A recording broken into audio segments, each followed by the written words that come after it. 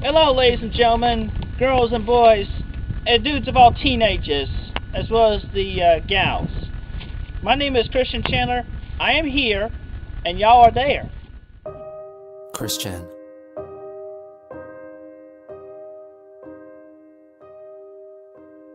Arguably the most documented person in history.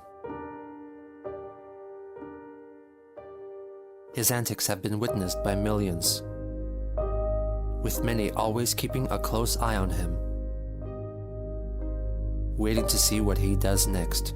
Because all you do is make me feel sad and depressed.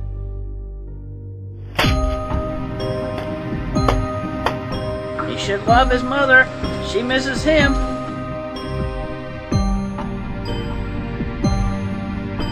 Hello, we're live on the internet. What do you want? Mom, hello.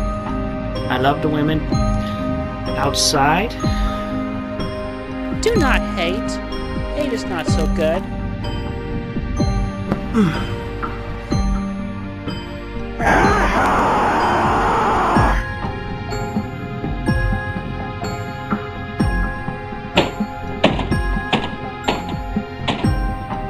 I want everything about my house off the internet! Don't call anybody. What? I'm asked to shake. What are you gonna do about it? Yeah, whatever.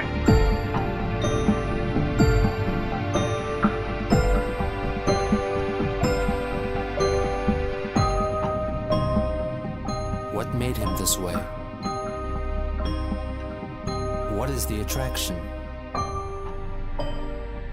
What keeps us fascinated? This is the story of Christian.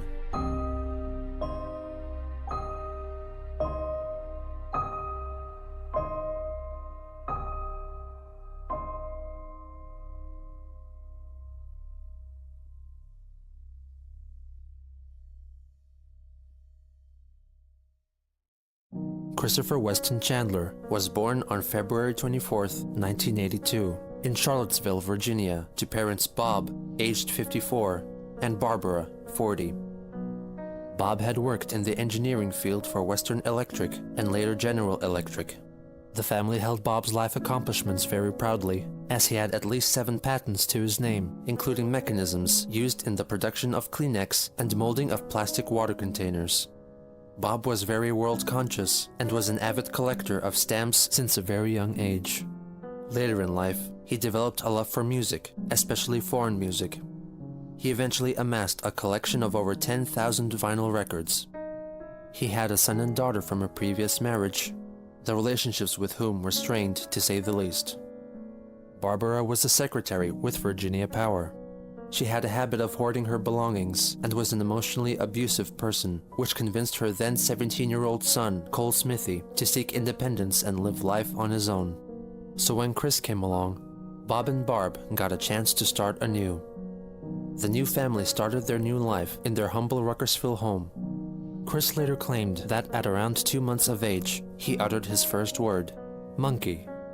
It didn't take long for the parents to see that Chris wasn't quite like most other babies. The first signs of his autism could be witnessed in 1983. Despite his condition being congenital, he had stated that his autism was brought about by one particularly traumatic event when he was 18 months old. A babysitter named Roach, or Roach, would look after baby Christopher whenever his parents would go out in the evenings. One of these nights, Chris inadvertently infuriated her, and she locked him in a room filled with toys, in the dark, alone. This would prove so traumatic that he refused to speak for the next 6 years. Even though he sees this event as the source of all his troubles, he does not blame his parents for keeping Roach as his babysitter, for they did not know better. Despite living out his childhood as a mute, Chris was anything but quiet. He confessed later on in life that he screeched often and was very troublesome to his parents. In 1985, the Hammer household moved into the neighborhood. The Hammers and the Chandlers struck up a cordial relationship, which led to Chris forming a bond with the Hammer's daughter, Sarah. Looking back, Chris considered her to be his closest childhood friend, and that she greatly helped him with his autism. However, From what is known of their relationship, it is also likely that she took advantage of Chris's innocence and trust and may be seen more as a bully than a friend. For example, she once told him that Casper the Friendly Ghost was hiding under her house. Naturally, Chris crawled into the hammer's crawl space to find him, only to find spiderwebs, bugs, and dirt instead. Sarah locked him in. After about half an hour, her dad came to his rescue. On another occasion, she told Chris that if he were to eat the upper thing of a honeysuckle, it would taste like honey. This is a reference to the berries of a honeysuckle, which can be slightly harmful if ingested in large doses. Fortunately, their parents told them of the dangers of doing so before Christopher could fulfill Sarah's wish. At the age of 5, Chris began studying at Greene County Primary School together with Sarah. It is not known how he was treated here or how he got along with the other kids. In addition to taking regular classes at the primary school, he received language training at James Madison University. In 1987, in a lengthy letter addressed to Chris, dated December 26th, Bob offered his outlook on life and presented some life advice for his son. There are many sides to a mountain and many ways to climb it. If you get stopped, back off, regroup, and try another way. If you are still not successful, maybe it is not meant to be. If it is meant to be, having it on the back burner simmering for a while is not bad. It will pop up again, and the way to attain it will be there. Everything in its time. Your mother and I have done our best for you, and in return, we expect at least that from you, for yourself and your children. He also expressed wishes for his son to inherit and hold dearly his vast collection of music, movies, stamps, and art prints. He reminisced about the straight razor which he inherited from his grandfather, which he carelessly broke while using it as a screwdriver. Bob still held on to that broken razor his entire life because his grandfather wanted him to have it. Bob hoped that Chris would share his father's sentiment. I hope that you will not carelessly misuse, waste, or destroy the value of the many things I have collected for you. First, learn all about them, how to use them and enjoy them, their value, and how you can thoughtlessly waste their value. Then enjoy them as I have. For example, my very good stamp collection, or all the recorded popular music on cassette tape, VCR tapes, and records. My books on popular music, movies, entertainers, musical theater, ship models, my daylilies, gazebo, and dreams. This letter offers an insight into Bob's character, as he feared that all he had accomplished over the course of his life may be lost. In 1989, during a weekly trip to the toy store with his mother, Chris picked up a GoBot up on display and slowly started to read out the text on the package, ending his 6 years of silence. Later that same year, Bob and Chris converted the shed in their backyard into a workshop, christening it the Dreaming Studio. Bob had hoped that he and his son would build things together there. He even commemorated the space with a plaque, Dreaming Studio of Mr. C and Little C, where dreams do come true. However, when asked about it, Chris could not recall what, if anything, had been built there. It was instead mostly used by Barbara for storage. For Christmas of that year, he got a Nintendo Game Boy. This was also the year that the family got Patty Chandler, a Beagle Spitz mix, which they picked up as a pup from their Aunt Karina. Chris grew very attached to the dog, displaying a fondness and arguably a love rarely shown for anything or anyone else in his life. In 1990, Bob co-hosted a jazz marathon on WTJU radio. During the program, he displayed his keen knowledge on 20s and 30s jazz music. Okay, now we go on to performance number 2, which is Tight Like That. This is November the 9th, 1928, with Chicago personnel, Tampa Red's Hokum Jug Band. There's a great group of Chicago musicians featuring kazoo, guitar, and jug by Hudson Whitaker. Tampa Red's guitar, Thomas A. Dorsey is on the piano and the washboard. Frankie Half-Pint Jackson vocals interact to make this a great session. Listen for some very good kazoo and jugs, and notice how Half-Pint Jackson laughs like scat singing. Very unusual.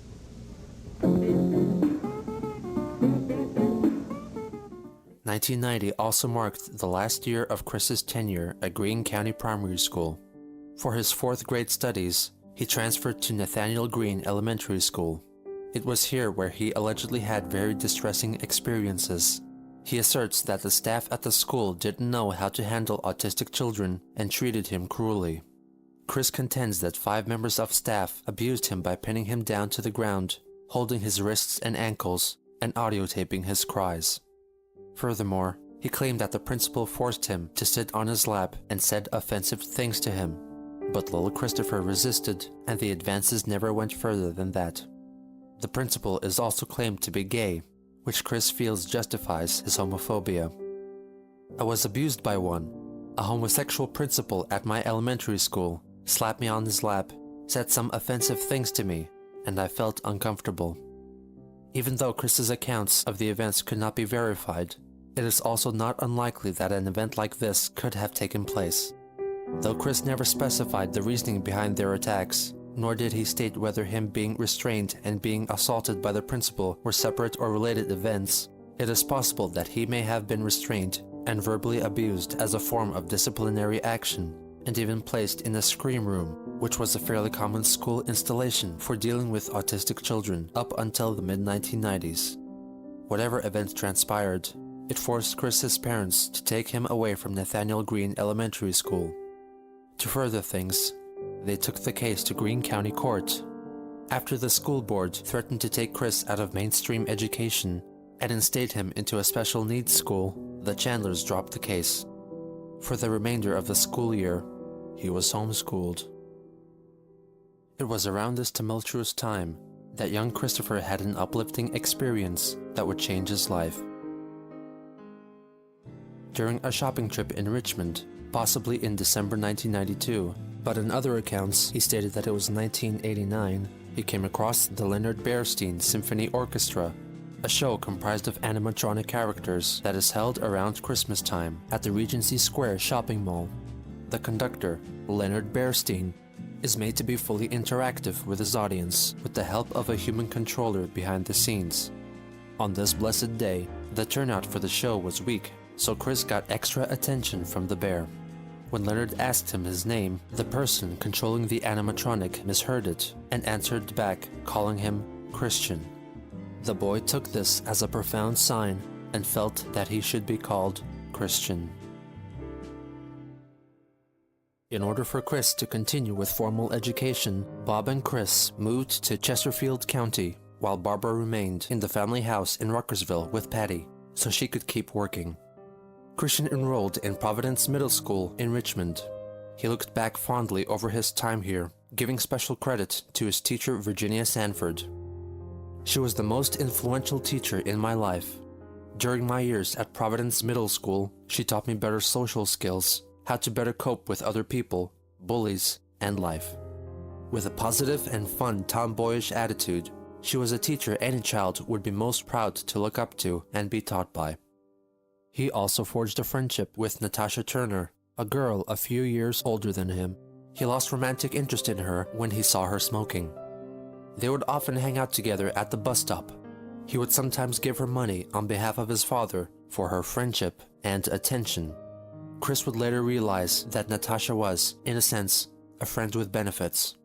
She would stay with him and be friendly in exchange for a monetary reward from Bob. Bob knew that his son had little hope in forming true friendships otherwise. The Adventures of Sonic the Hedgehog, the cool new TV show, is on the air. In the fall of '93, Sega, the video game developer, held a Watch and Win sweepstakes contest in conjunction with their Adventures of Sonic the Hedgehog cartoon. The lucky winner would get a $1,000 shopping spree at KB Toys. And that winner was Chris. Christian is one of only about 100 winners nationally to receive $1,000 worth of Sega games and equipment. For his parents, it's just another example of how well he's doing. Christian is a high-functioning autistic child. This past fall, on his own initiative, he entered a contest based on a favorite cartoon character. What I had to do was exactly watch Sonic the Hedgehog cartoon, and I'd listen to what Sonic says at the end of it, and write it down for a whole week. And then I had to mail it in, and I had to be drawn out of a hat, and I just won.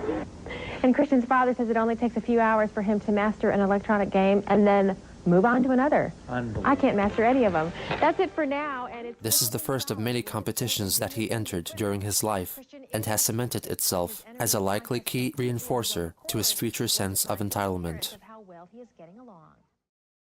On December 29, 1993, the Richmond Times-Dispatch published an article about Christian's magical encounter with Leonard Bernstein entitled, "It Took a Talking Bear to Give the Name a Young Boy Loves."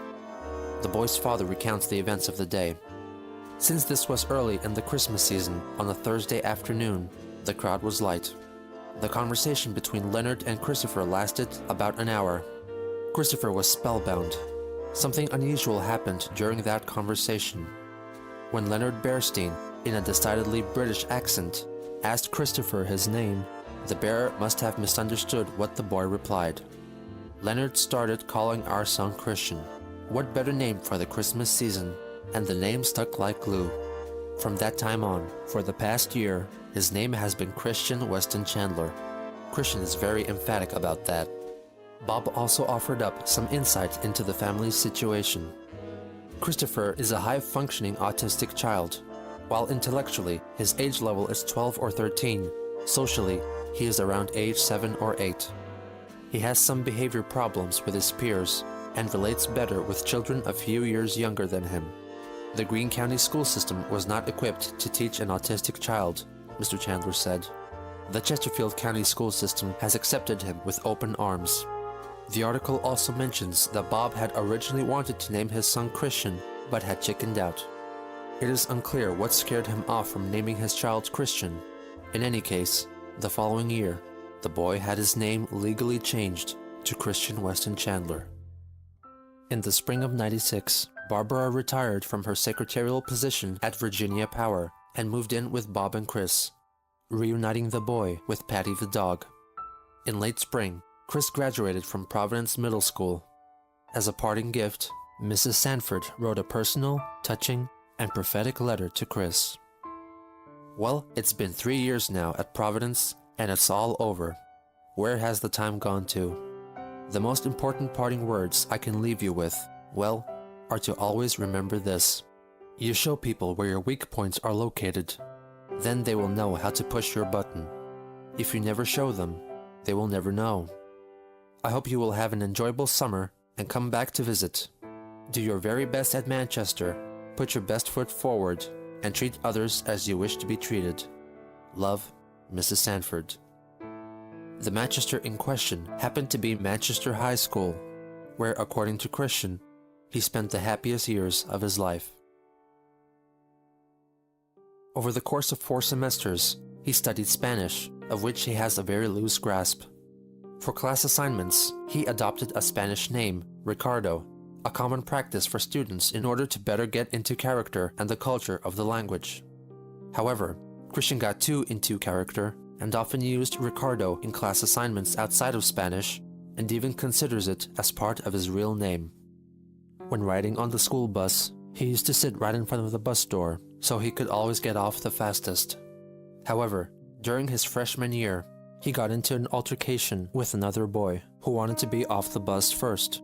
He punched Christian in the face, knocking his glasses off. In order to resolve the issue, Chris was forced to take the special ed bus to school from then on, which deeply affected him. He always felt very uncomfortable associating with others whom he called slow in the minds.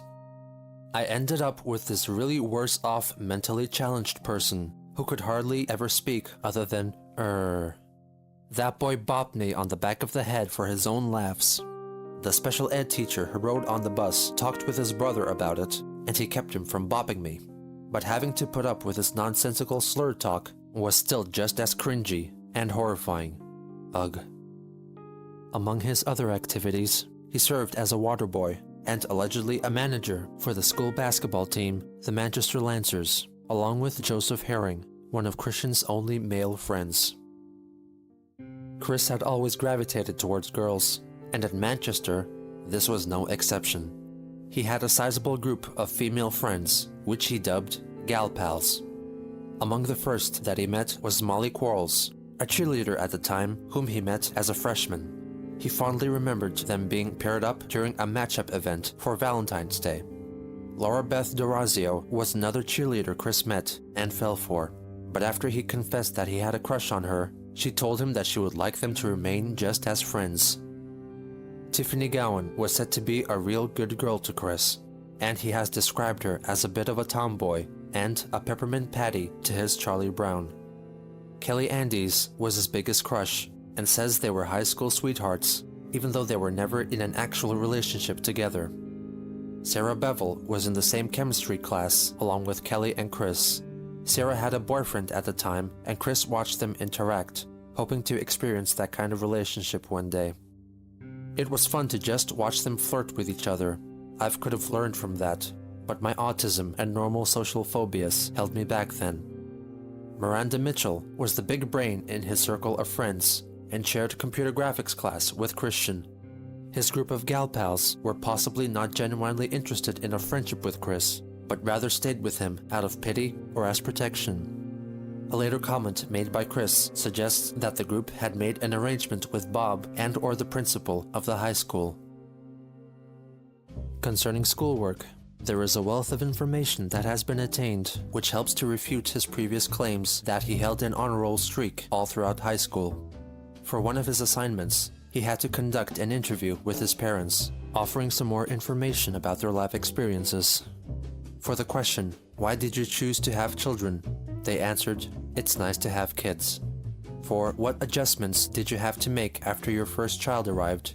they answered, "Laughter from 4 kids and 3 situations," referring to the troubled past marriages and estranged children. Interestingly, when asked about what has been the hardest part about parenting, the answer was, dealing with the school system. In another assignment concerning families, Chris inserted mathematical equations into his definitions, making them hard to read and understand. For example, he defined a nuclear family as a mother, father, and X is more than or equal to 1 child sharing the same household. He also described adoption as a right to raise a child who is biologically their own. Christian took part in a parenting exercise in which he wore an empathy belly to simulate the feeling of being a pregnant woman. He wrote a report describing his experience. Having a belly like a pregnant woman was really an awkward experience. When I tried to get my pencil bag out of my backpack, the belly held me back by putting pressure on my left leg. Luckily, my arms were long, but if they were any shorter, I would have had a real problem to reach the pencil bag. While I was sitting in my chair, the belly made it uncomfortable for me to cross my legs, and while my legs were separated, it put pressure on my private part, which gave me a strange, weird feeling. He wrote an essay about Japan's involvement in World War II. It should be noted that he addressed himself as Ricardo W. Chandler, with Christian placed in parentheses, and wrote English in Spanish. The teacher justly corrected this. According to Chris, the war was a very tragic event, with guns, insults, and yuck. He continues, "The Japanese and Americans had deemed glowering at each other like boxers from opposite corners of a 5,000-mile ring, waiting for the bout to begin. So, the US and Japan really wanted to get it on." He also quoted that President Woodrow Wilson tried to get Japan to withdraw from Shandong. Christian's essay ended up being a mishmash of events of both world wars. In addition, he referenced several books, however all of his findings could be found within the first 8 pages. The teacher commented, "Restate thesis." There is a page titled Warm Fuzzies for Christian W. Chandler, which most likely was a class activity in which the students wrote nice things to each other in order to promote acceptance.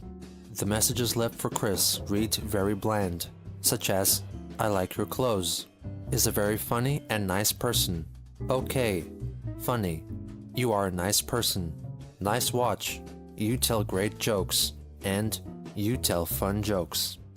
But perhaps the most baffling piece of writing that there is on record is his 13 lucky writing tips, an assignment for English class, in which he switches 4 tips in to what most closely resembles Spanish.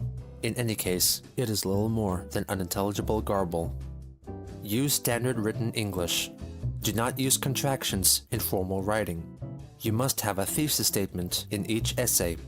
The thesis statement es el finale estancia de introductory paragrafe. Tu escribes de literature. El thesis incluye el llama de author y llama de work. Los parágrafos soporte y relate que el thesis. Los parágrafos tienen el topic estancias, hablan el unifying concepto de el parágrafo. Los details support y relate a el topic estance de parágrafo. Necesitas los adecuate soporte details. Escribe el literature en presente tense. Necesitas tres muchacho mirar de puente. Necesitas creas muy bien tu escribes creas sense y es muy logical. Cheques tu escribir muy carefully. From the school report, it can be seen that he failed all but 2 of his 14 assignments, earning a D+ for the year.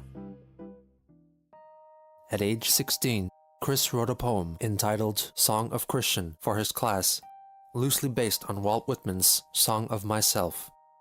He decided to record his creation for posterity in video form. The video itself is poorly lit, but there isn't much to see anyway. I hear America singing as I sing of myself, and you experience as I experience. The problems of yourself are my problems. These are the young singing cries of happiness. The children's song is song of laughter. At age 6 weeks, I sang this song of laughter. Then at 1.5 years of age, the Lord clicked the mute button on me. My song that I sing, although I talk well, my peer relationship is low and my loneliness is off the scale. Anyway, that's my poem. Beyond just reciting the poem, he pretends to be the enthusiastic host of the Christian Chandler Show. Welcome, ladies and gentlemen, to the Christian Chandler Show. Where there are lots of laughs and all that neat old stuff. Now here he is, the host with the most, Christian Chandler.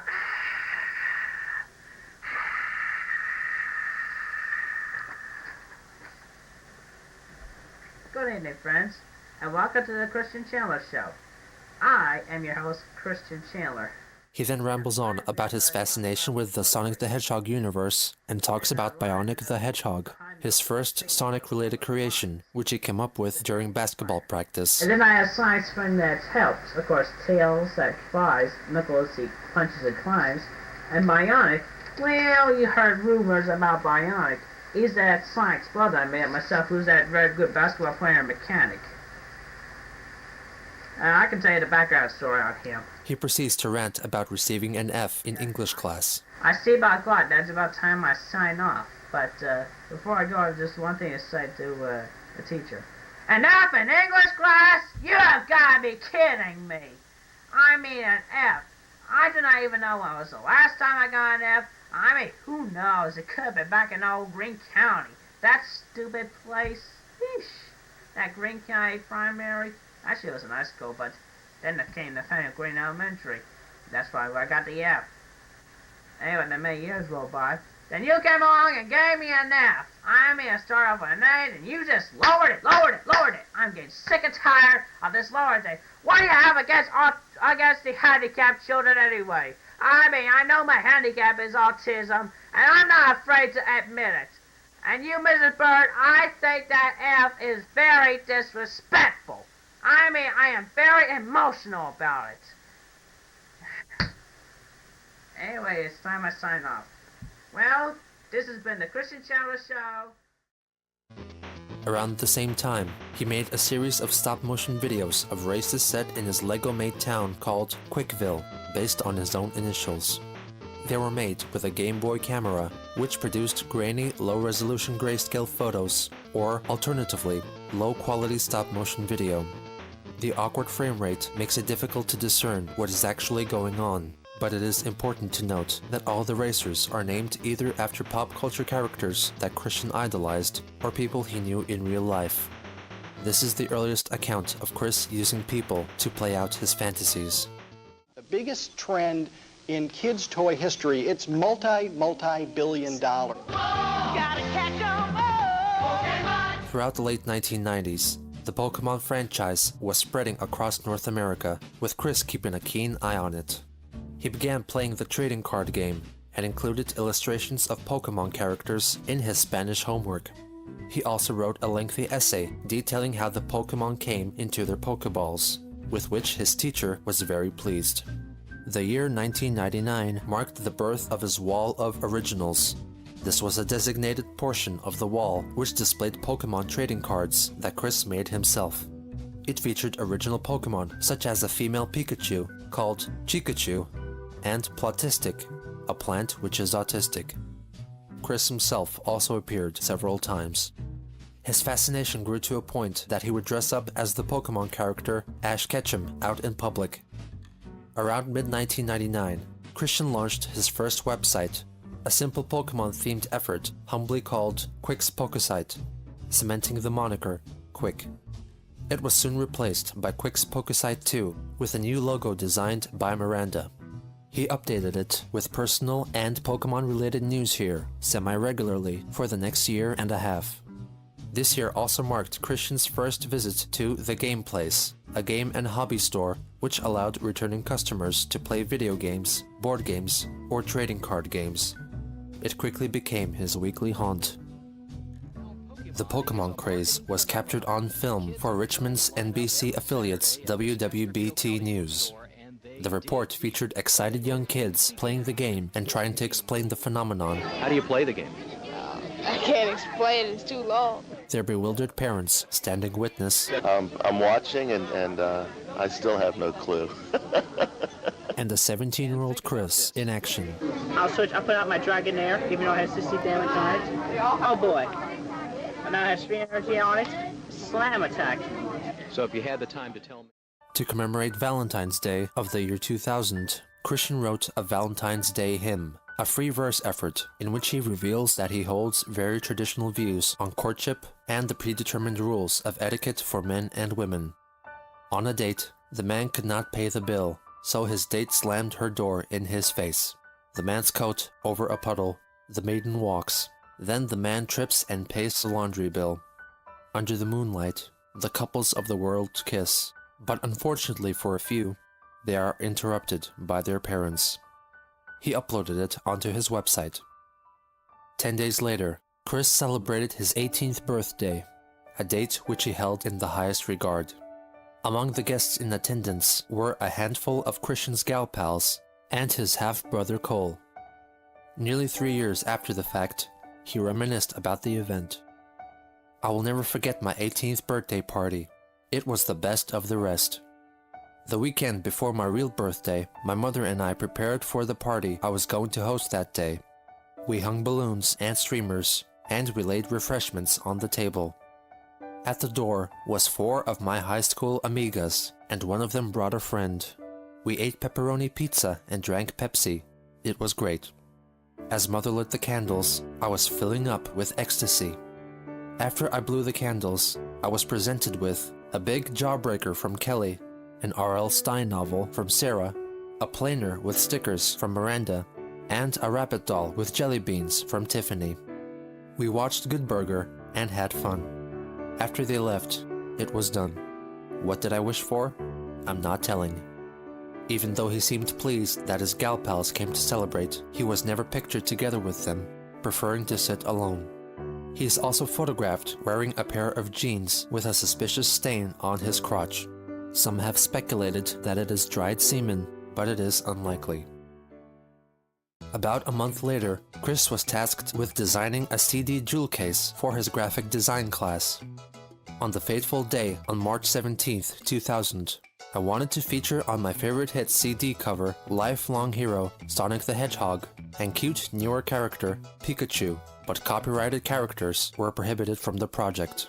So, in my mind, I pondered and pondered when it hit me visually. Sonic and Pikachu combined. In a way to escape copyright, he combined Sonic the Hedgehog and Pikachu to create Sonichu, the electric hedgehog Pokemon, which Christian considers to be one of his greatest life accomplishments. The CD tracklist itself consists of Pokemon, Sonic and Mario related music, with intermittent appearances of old-time jazz from artists such as Frank Sinatra and Bing Crosby, undoubtedly an influence from his father. Another month later, Chris had to document a week of his life for a school project.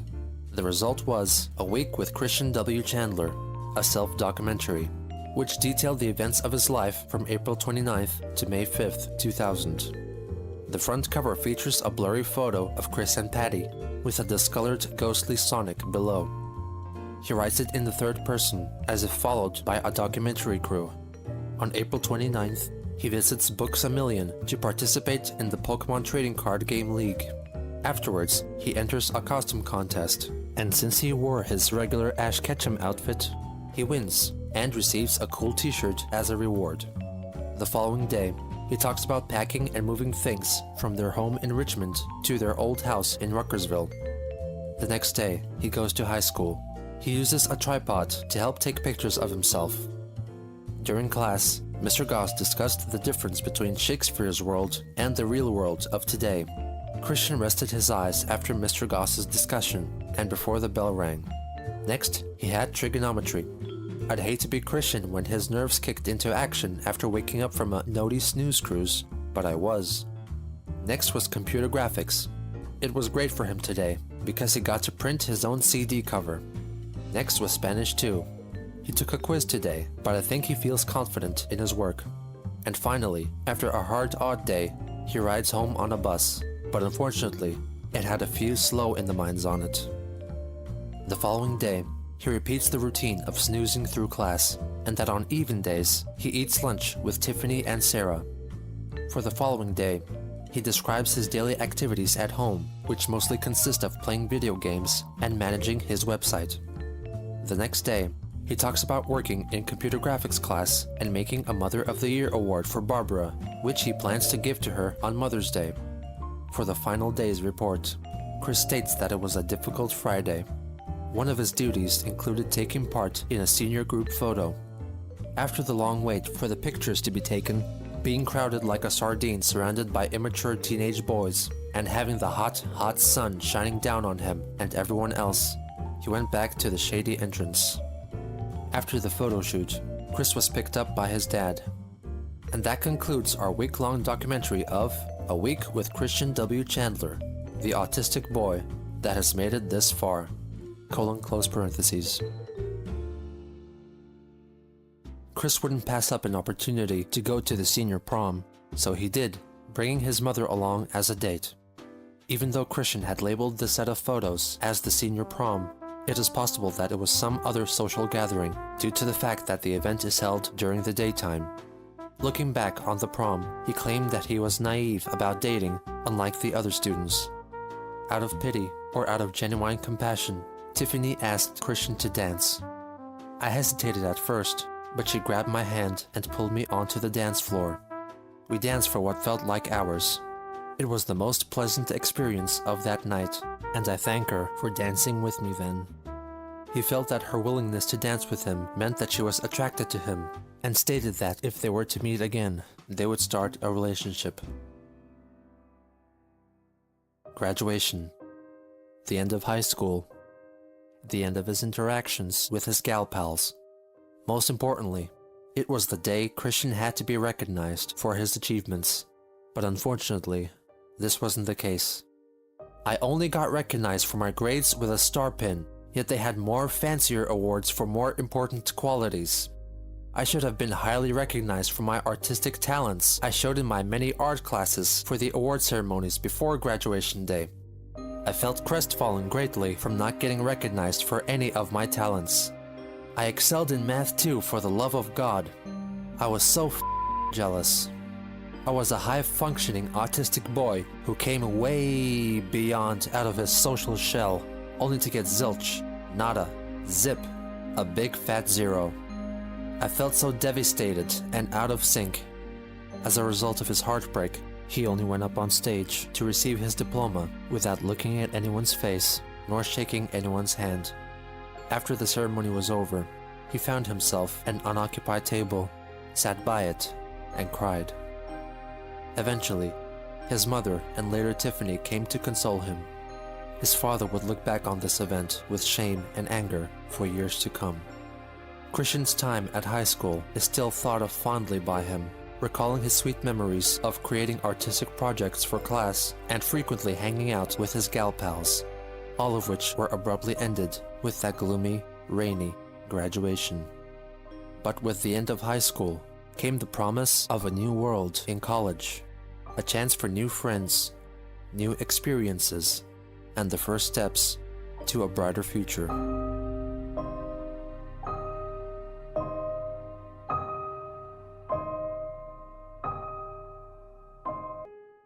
In the year 2000, the Chandlers came back to their family home in Ruckersville, and in August, at the behest of his parents, Christian began attending Piedmont, Virginia Community College, where the highest level degree students could attain was an associate degree. Perhaps spellbound by illusions of grandeur, Chris chose to study marketing, but Bob quickly transferred him to a computer-aided drafting and design degree, in the hopes that it would be a better fit for his challenged son and his future. According to the PVCC handbook of the time, this was a 2-year degree, worth 15 credits. In addition, he took English classes and even a tennis class. Apart from study, he continued to develop his Pokemon website and added more cards to his wall of originals, creating cards representing, among others, his beloved Sonichu. In October, he launched Quick's Sonichu site, a website devoted to his original character. Over the course of the year, the Sonichu family grew. He created Soni, Sonichu's pre-evolutionary form, and dedicated a trading card to him. He also gave Sonichu a female companion, Rosechu, based on Amy Rose from the Sonic franchise. After high school, contact with his gal pals was lost, apart from Kelly. He claimed to have called her every weekend for about a year. For Christmas of that year, Christian made her a CD entitled Songs for Kelly as his gift. He incorporated a mini Sonichu into the artwork. Winter of 2000 is also significant, for that was when Chris created his Sonichu medallion, made of Crayola Model Magic and acrylic paints. Late 2000, I bought some Crayola Model Magic clay, and I molded and crafted the first original Sonichu medallion that I wore around my neck, with a makeshift chain, which I later replaced with a better necklace I bought from Pacific Sunwear at my mall. He would rarely be seen without it. The following year, he continued to develop the lore around Sonichu, which included creating an offspring for Rosechu called Rosie, and designing an Archie Comics cover for Sonic the Hedgehog vs. Sonichu. For his mother's 60th birthday, he made her a cake with Sonichu on it. In July, he filmed the City of Quickville tour using the stop-motion feature on his Game Boy camera. The town in question was his yet unfinished Quickville made of Lego. He still hadn't settled on a naming system yet, so he spells it in 2 different ways. First with an I, then with an I and a K. The tour is led by a Lego incarnation of Christian, and he shows 2 landmarks of the town, the water tower and go-kart pass, before the video abruptly ends, possibly due to the Game Boy camera only having the capacity to hold 30 frames at a time. In August, Christian got a job at Wendy's. He was mostly in charge of cleaning trays, tables, and carpet tile flooring, keeping the place neat and serving the customers with kind, understanding help. He alleges that he never quite saw eye to eye with his supervisor, who disagreed with Chris's way of operating. According to one supposed event, he got his uniform dirty, and despite it being likely that he could have swapped with a clean spare at the establishment, he proceeded to continue to work with his sullied attire, and even attempted to wash it in the bathroom sink. According to Christian, a female co-worker gave him a hard time, pelting him with criticisms and insults, perhaps mistaking her constructive criticisms for attacks against his person. He also admitted he took breaks frequently, neglecting other duties. Chris was fired from Wendy's in September or October 2001 for a number of possible reasons. One of the most popular motives for his dismissal was that he performed a Donald Duck impression to a child at the restaurant, bringing him to tears. In other accounts, he said that he was fired after he drew an unflattering caricature of an older female co-worker. His termination was likely a culmination of these events. It was also around this time that Chris ended his weekly calls to Kelly. He gave conflicting reasons for this. He first stated that he suffered from noviophobia, a term he coined, which he defines as a fear of speaking to a woman who may already be in a relationship, which convinced him that his calls were in vain. Initially, Chris stated that he was told by his mother that Kelly most likely already had a boyfriend, so he might as well quit his attempts. But later, he changed his story, saying that he came to that realization all by himself. In other retellings, he said that he simply forgot to call her one weekend, and after he broke the routine, he didn't want to continue. On February 24th, 2003, Christian spent a tearful 21st birthday. For some reason, he was kicked out of English class by his male and possibly gay professor. Like many historical accounts of his life, he keeps changing the story. First, he said that the class was reading the book Wednesday's Child, which featured an autistic girl. He recounted that he told the professor that he was autistic as well, which resulted in a misunderstanding and Chris being forced to leave the class. Alternatively, he admitted to causing a disruption in class, writing in a report, "exclamations you'd likely hear from a black person in church," which prompted his dismissal from the classroom. This ejection further increased his hate for men and gay men in general, and further convinced him of launching a pursuit to find true love. In order to meet whom he called a boyfriend-free girl, he launched his love quest. However, finding that one special person in his life wasn't going to be easy. Christian didn't feel like he had the confidence to approach women on his own volition, due to the infinitely high boyfriend factor. This term refers to the very high probability that any girl to whom he spoke already had a boyfriend, making it close to impossible to find his coveted boyfriend-free girl. By extension, every man who already had a girlfriend was thought of by Chris with seething loathing. With the infinitely high boyfriend factor, I'm not fond of about 99.99999999996% of the total male population, with a margin of error of the 4 billionth of a percent for about 100 men, of whom are okay acquaintances. Those doofs get all the luck, having a sweetheart to care for and to be cared from, getting all the hugs, kisses and emotional support and the security of a solid future without loneliness and with love and children. And besides that, my autism is not much help on the programming of my mind. Sigh. Oh, my life. To combat his reluctance to approach prospective females, he devised a way in which women would approach him instead. The attraction sign.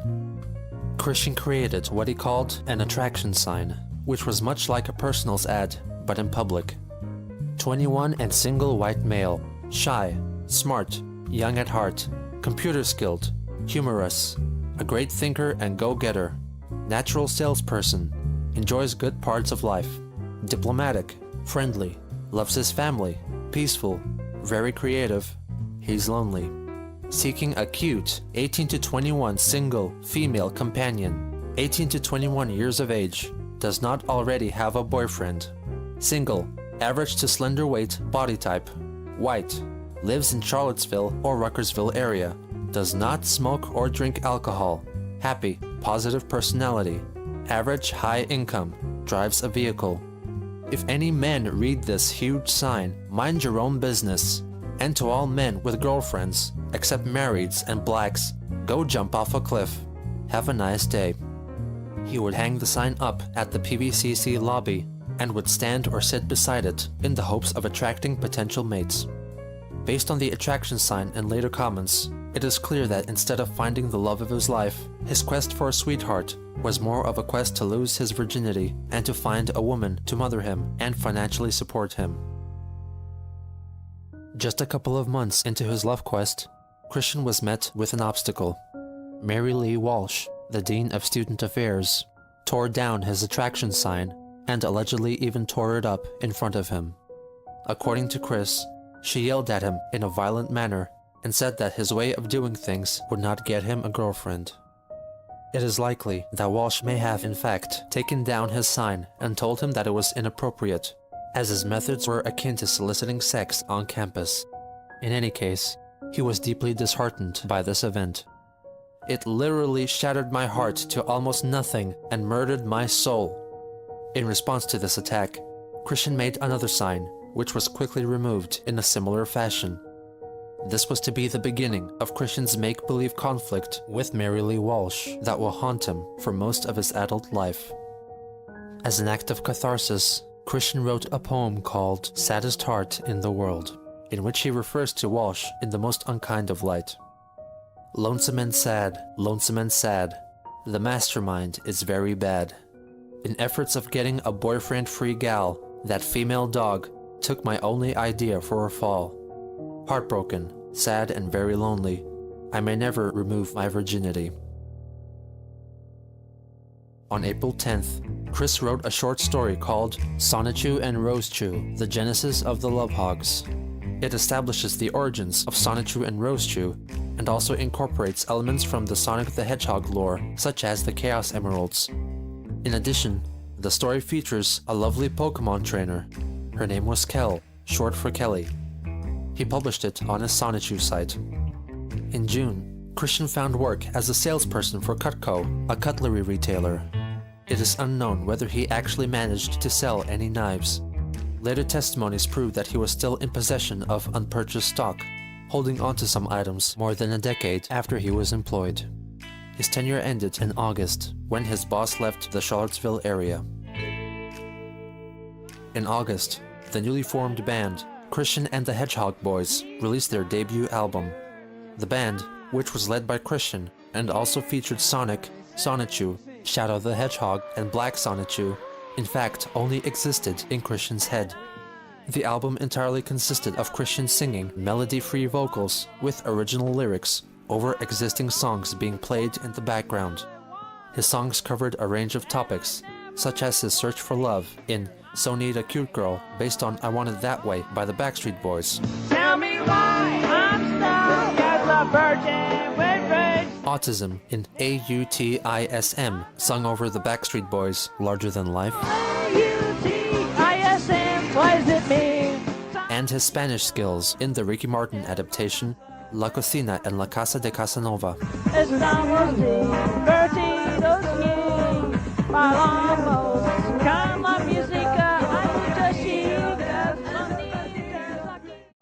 Later that year, Chris wrote another poem, Sonichu's Ode to Rosechu, an attempt at depicting the romantic ties binding Sonichu and Rosechu. O Rosechu, you are as beautiful as a rose, though a zapbud is the flower that heals your woes. He once again reinstates his idealized views on relationships between men and women. If I evolve into your knight, I will protect you with my lance.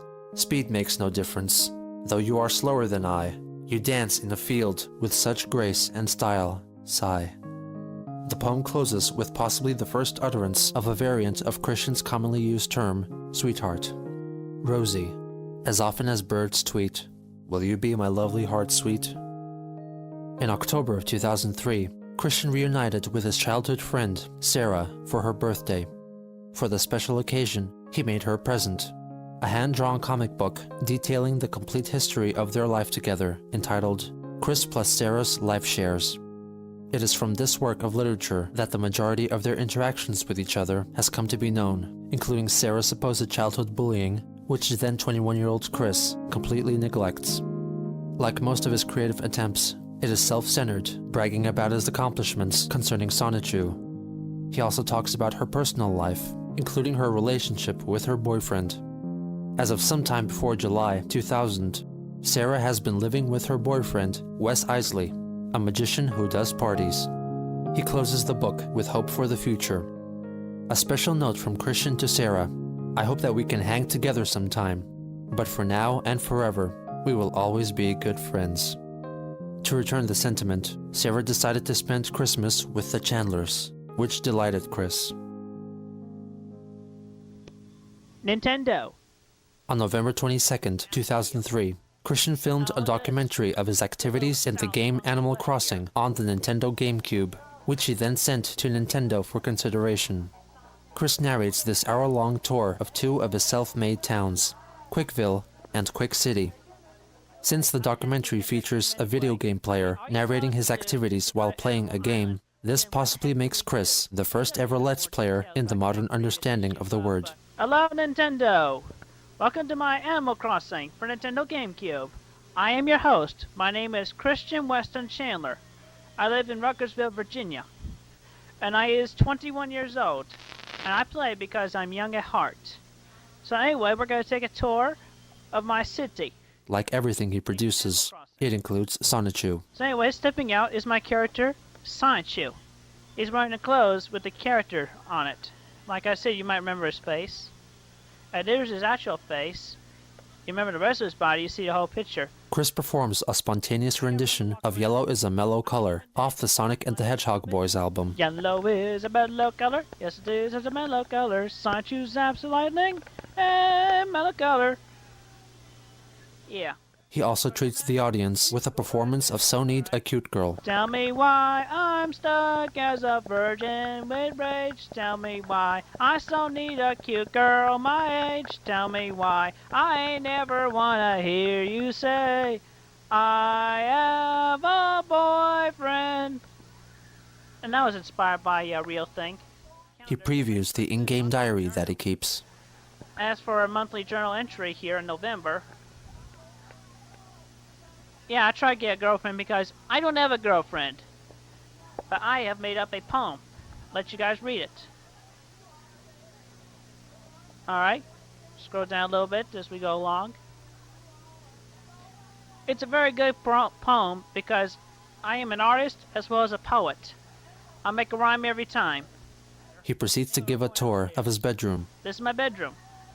It's a lot of fun, isn't it? Because I like to make things fun since you know I'm young at heart. As he unwittingly transfers his hoarding habits into a virtual environment, his bedroom in Animal Crossing closely replicates his real-life counterpart. Chris goes outside and comes across several characters who all seem to run back indoors at the very sight of him. Around here, I want to show you my favorite character that I kind of got to know it from the start. Oop, she just went in. There's Aunt Cootie. She just went in. And there's Elmer. He just went in. He then travels to his house on Quickville Island to reveal that he mostly uses the property for extra storage.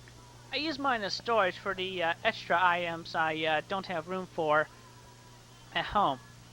Yeah, I got a bunch.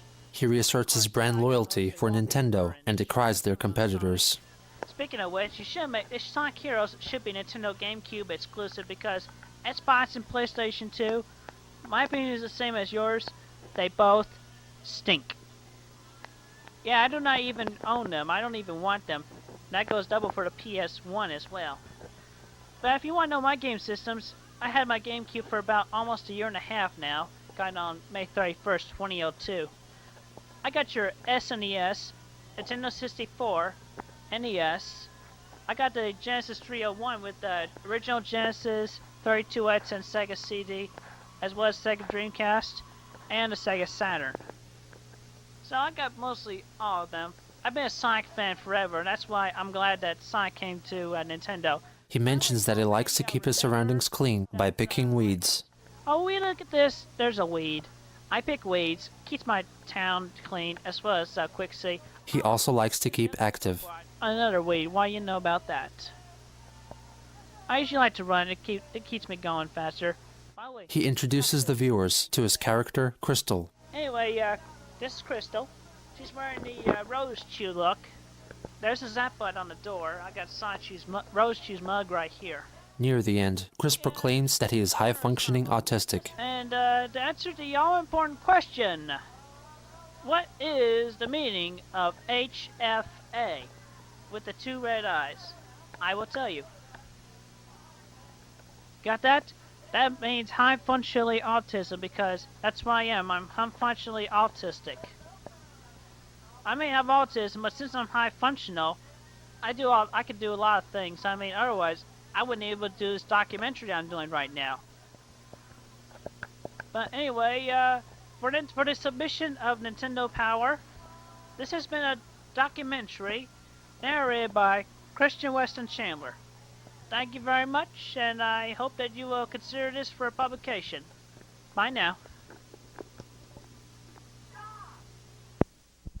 Christian started 2004 with a New Year's resolution to find a girlfriend. On January 3rd, he drew a Sonichu comic strip, which also featured Rose Chew and Black Sonichu. This was the first time he included his characters in an illustrated storytelling setting. On the 6th, he went to get an eye exam. The optometrist in question happened to be Dr. David Chandler, Chris's brother from Bob's first marriage, who informed him for the first time that he had an 8-year-old niece named Savannah. On January 18th, he wrote Hard Love Quest, a poem concerning his difficulties in finding a boyfriend-free girl. Without girlfriend love, he feels in older age, as he is still stuck as a virgin with rage. He searched low and high to the end. The only delay is the fear of being already beaten by a boyfriend. On January 31st, Christian wrote in his diary, "Well, it's the end of another month, and I still don't have a girlfriend. Maybe my latest idea, the Sonichu's News Dash newsletter, will make the ladies take notice of me." The newsletter in question was an outlet for Christian's creative ideas concerning Sonichu and his poetry. Issue 1 featured a couple of skits starring Sonichu, the poem Saddest Heart in the World, and a personal ad for himself, which was not unlike his attraction sign. Christian is a very shy and very thoughtful person and will only accept person-to-person encounters. When getting his attention, approach and say hi to him. Do not flirt from a distance. He will not be able to notice. To find Christian, he'll be wearing the Sonichu medallion. In addition to posting a digital copy onto his website, he distributed printed copies of the newsletter around PVCC campus as an alternative to his attraction sign. This must have caught the attention of Mary Lee Walsh, who issued a cease and desist order. In an email dated February 1st, Chris tried to settle out of court. "Mary, I've slept on it, and I've realized that note hanging is not the way to get attention, and I don't really want to meet with either you nor Susan. No offense. I'll tell you what, let's forget the meeting, and if you will allow my newsletter to stay in distribution, I will do all of the following. I will never hang notes on the wall again. I'll consider stopping my silent treatment on Susan. I'll consider knocking you and Susan up my scale of respect each by 2 points. 0 equals no respect, 10 equals respect." Walsh replied and insisted that they meet the following week. On February 9th, Christian recounted the events of that meeting. "Mary Lee Walsh made it illegal to distribute the news dash. I am very angry at that XXXXX. In response, I plan to incite the masses and hope they demand the return of the news dash so my chances on getting a girlfriend can be restored. I have also declared war on them as well." It was allegedly during this meeting where he performed his Curse-Ye-Ha-Me-Ha attack, which consisted of Chris mimicking the hand motion of an attack move from the anime series Dragon Ball Z and cursing people into experiencing bad luck. However, it is not certain whether he was inspired by the original occurrence of the Kamehameha or its parody featured in another anime, Excel Saga, to which Chris has definitely been exposed. In March, Chris claimed that the kerfuffle concerning Walsh got his parents upset too. "That XXXXX Mary Lee Walsh got on my and my parents' nerves. All I'd been doing was trying to get a girlfriend. Is that too much to ask? I am very devastated due to my shattered heart that XXXXX caused unto me. My life sucks." Completely disregarding her demands, he published issue 3 of Sonichu's News Dash, with most of the content themes remaining unaltered. However, his requirements for a boyfriend-free girl were tweaked a little bit. He was now looking for 18 to 22-year-olds, since he had just turned 22 himself. In May of 2004, Nintendo Power magazine published an article highlighting Christian's Animal Crossing video, referring to Chris only as Sonichu. Simply amazing.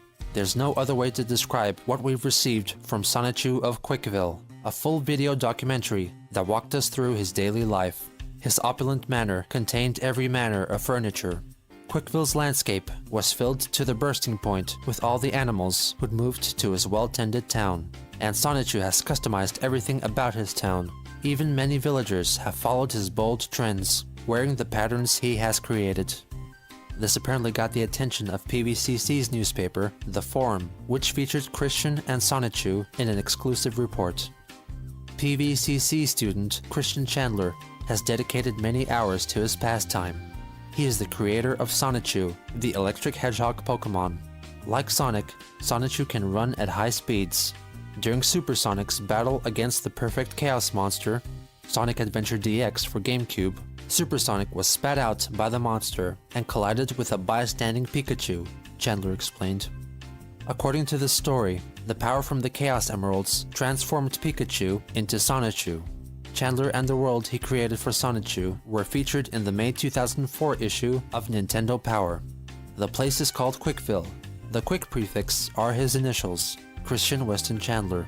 Nintendo Power was apparently impressed with Chandler's work. During all this rigmarole, he continued to publish his news dash, but he updated his personal contact information to include a link to his Match.com profile, which he created to aid in his love quest. It was also around this time that he opened a MySpace account. I enjoy drawing, listening to music, playing video games, and TCG. I also like anime, Legos, and I love my parents. I also enjoy web design. He proceeds to list all the gaming consoles in his possession, finishing with the Pokemon catchphrase, "Gotta catch 'em all." Interestingly, he listed his occupation as student/cartoonist. He explores his most desperate desires in his blurb. "I am a bit shy, but I would enjoy the company of a beautiful girl who likes some of the things I do. I also like to have fun when I can, and I don't really like to be alone. I graduated from high school on the honor roll, and I'm doing very well at PVCC. A lot of men make false promises to their girlfriends, but I am totally different. When it comes to what I can offer, I can seriously promise care, respect, empathy, and love.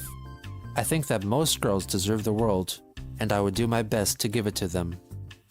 In May 2004, he attended the Anime Mid-Atlantic Convention for the first time, where he met notable voice actress Monica Rial. She also sings opera very nicely, and she is a very nice, fun, and sweet person to hang around with. She sure made my day a sweet one. In Sonichu's News Dash issue 5, he introduces 3 new Sonichu characters. Christian Sonichu, based on himself, Wesley Sonichu, his quote-unquote rival, who's based on Sarah Hammer's boyfriend, Wes Isley, and Sarah Hammer Rose Chu, obviously named after Sarah herself. In June, to celebrate the 24-year wedding anniversary of his parents, Chris made them a present, a dramatic retelling of the family's life via Animal Crossing. Through this videographic endeavor, he delves deep into the family's history. Hi, Mom and Dad. How are you doing? This is my little present for y'all. A little documentary for y'all. Here in Animal Crossing for Nintendo GameCube. About how y'all were and how you are now and so forth. So take a trip back in time with me, won't you? As we explore how each of you were. Of course, first we'll travel back in time to the time of good old Robert Franklin Chandler Jr. He was a hip youngster back in his day. Let's take a look inside his chateau and see what describes him as him. He collects records, and he's got lots of them. He's got so many shelves. He likes Palmer record case. Yeah.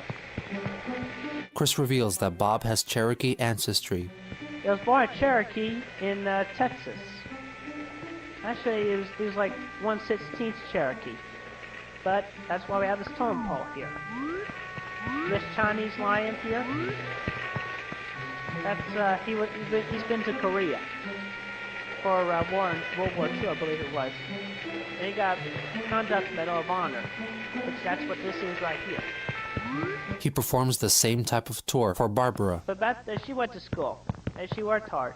And see these shirt here, that's her school colors, blue and white, because back in high school, she was a cheerleader. Rum bum, sis boom ba, yay yay, la la la.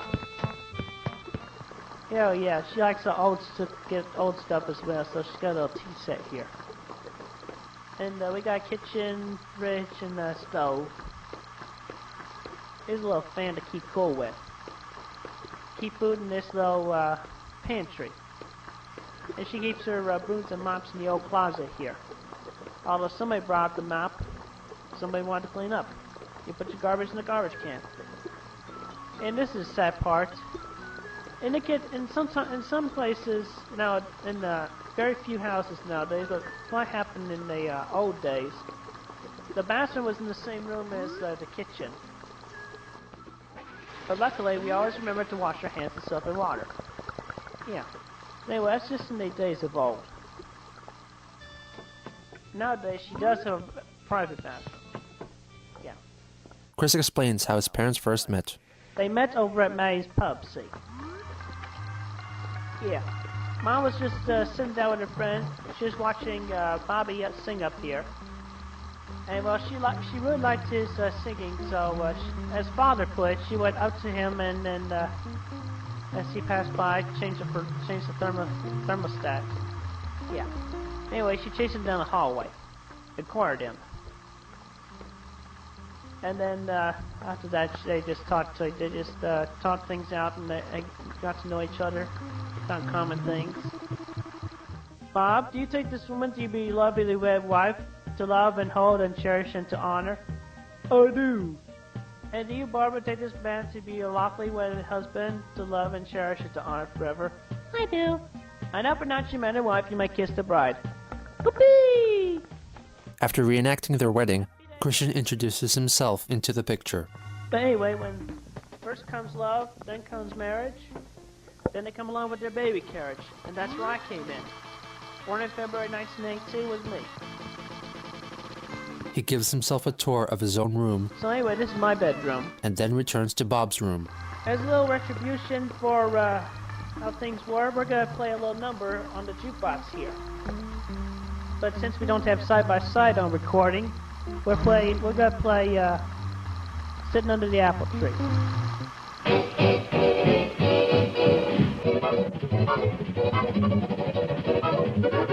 He proceeds to let the 1942 song Don't Sit Under the Apple Tree play in full. And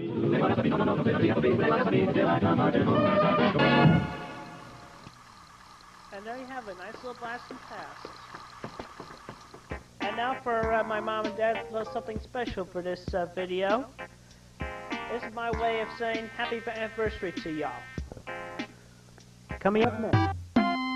The video cuts to a drawing made with Mario paint, which says, "To Mom and Dad, happy anniversary.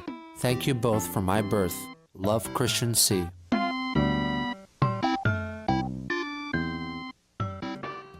In July, Chris began going to the Charlottesville Fashion Square, attraction sign in hand, to seek out fellow mates.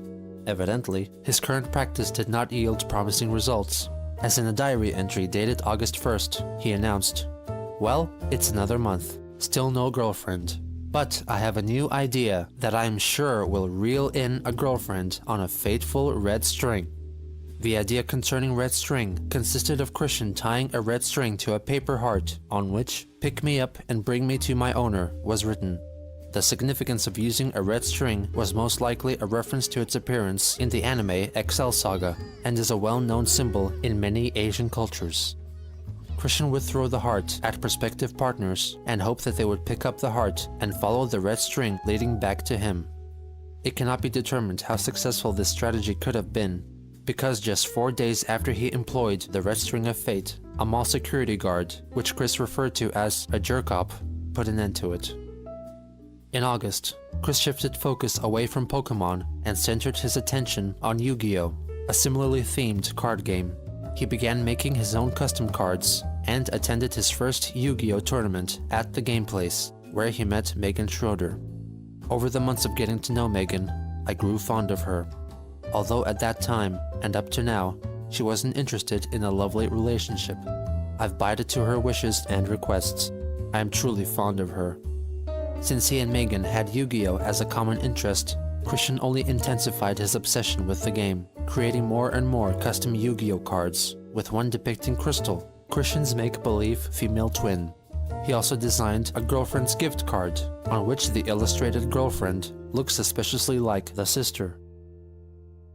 On September 4th, Christian reflected on his love quest so far. While I was at the mall for the 8th week today, I realized something. Since I have been using a sign to state my being single and lonesome towards an 18 to 22-year-old boyfriend-free woman, I, in the event, was trying to sell myself like a new car. 2 days later, Chris's love quest was interrupted by a jerk-op. I told that jerk-op off when I pulled some of my fun cards and told my lonesome virgin story, intimidated him, and shouted no into his face. In short, today was my Independence Day, but I am still alone. On September 11th, his search for love took a turn for the worst. I was not bothering anyone at the mall today while I was trying to sell myself. when I got arrested for trying. I fortunately did not go to jail, but I have been stripped of my right to go to the mall by myself.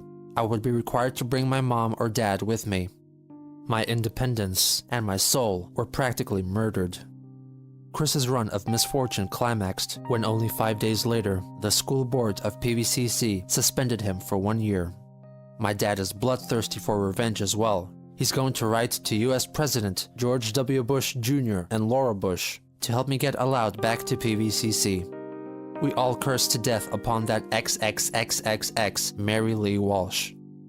In conjunction with his suspension, he was required to take anger management classes, get a psychological evaluation, and receive social skills counseling. 10 days after the event, he lamented over his inability to go to PVCC or the mall, and confessed that he would be asking for a girlfriend this Christmas. Despite his bans from the college and the fashion square, he decided to continue with his search for a boyfriend-free girl, but relocated to the University of Virginia's campus to do so. However, this move wasn't for long, as Christian was allowed back to the fashion square in November. Regardless, he went back to UVA for a different kind of engagement, in the form of a mandatory psychiatric evaluation. There are more of such documented examinations in existence, but this is the only one so far which has been made public. Mr. Chandler says that since finishing high school and starting at PVCC in the year 2000, he has had an increasing interest in a female companion. His attempts at this ultimately led to his suspension from college. His attempt took the form of a sign which he placed next to himself while sitting in the lobby at Piedmont. This sign was a list of qualifications that a potential girlfriend would have. He said that he has been very frustrated by his inability to find a girlfriend, and he suffers from noviophobia. This refers to his frustration that females often tell him that they already have a boyfriend. While he does have physical attraction towards females, his primary frustration is with his lack of companionship. The report mentions his medical record and earlier evaluations. He has already undergone psychological evaluation by Robin Hawks at the Center of Learning Potential.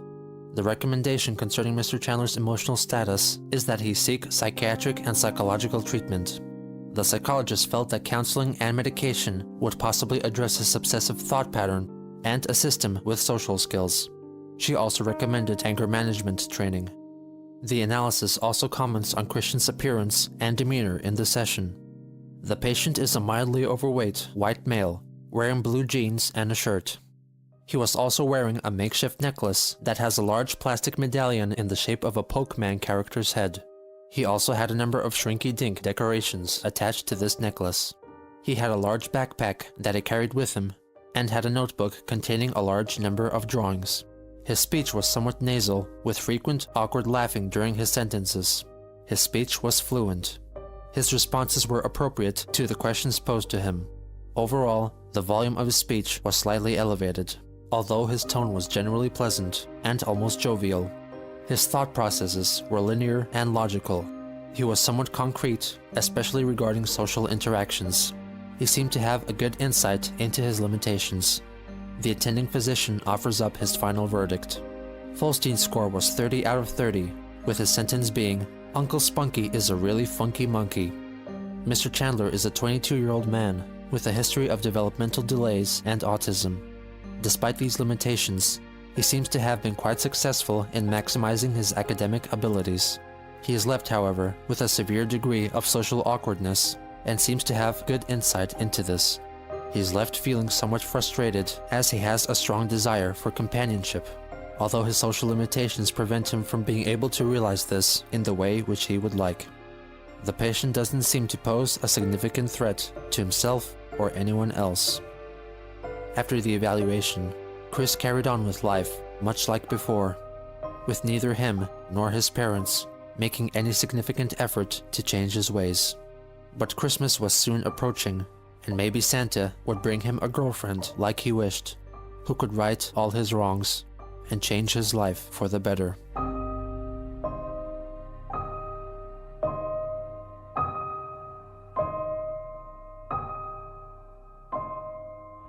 Hello, my name is Christian Chandler, age 22 at this time. I will be 23 on February 24th, 2005. Anyway, for over a year now, I've been trying to attract an 18 to 22-year-old boyfriend-free girl, 18 to 21 before February 24th, 2004, which is this year. Anywho, been trying for over a year to attract a girl, boyfriend-free girl, and I have failed. And you know, when you have so many failures at this time, you can't help but feel sad, you know, and depressed.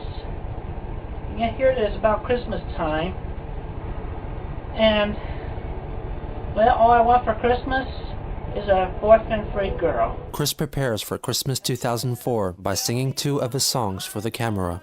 He performs So Need a Cute Girl. Tell me why I so need a cute girl my age. Followed by All I Want for Christmas is a Pretty Girlfriend. All I want for Christmas is a girlfriend. She has to be 18 to 22. Well, at this time of year, all I can say right now is that I hope Santa will comply with my request and bring me a pretty girlfriend. And so, happy holidays from me, Christian Chandler. By the way, you can call me Chris in public. And thank you. Christian whipped his camera out for Christmas Day too, and documented the state of the house at that time. 'Twas Christmas Day, and all through the house, the creatures that were stirring were my family and me and our 2 cats. And we wander upon our wondrous Christmas tree with a star that was made so delicately. The star on top of the tree is in fact Sonichu. Chris reveals that his dreams were dashed that day. And a Christmas present that was supposed to be for the girlfriend that Santa brought, but unfortunately, she didn't show. Chris introduces his audience to his parents. And now we wander in on my family. Say hello, Father. Yeah. Making our Christmas movie. I see you're wasting your chip. Well, I'm gonna play on to VHS anyway. I see. All right. A smaller Christmas tree down here. Yeah. And our mother is asleep here in the dark area. Would you care to share a Merry Christmas with the world, Father? Ho, ho, ho.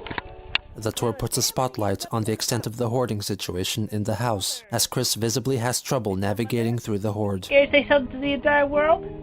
Merry Christmas. Yep.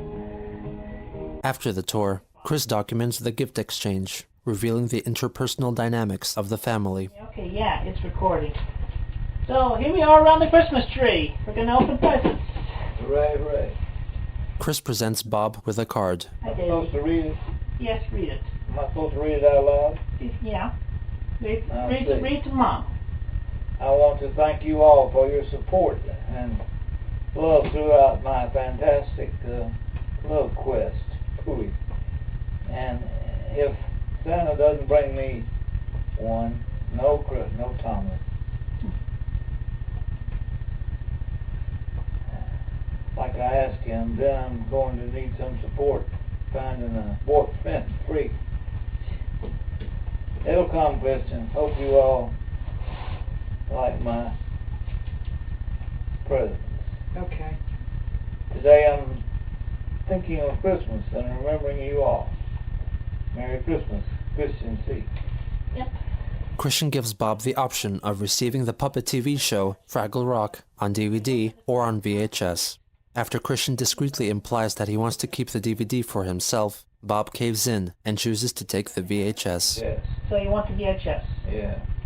There you go. I'm not much for the other.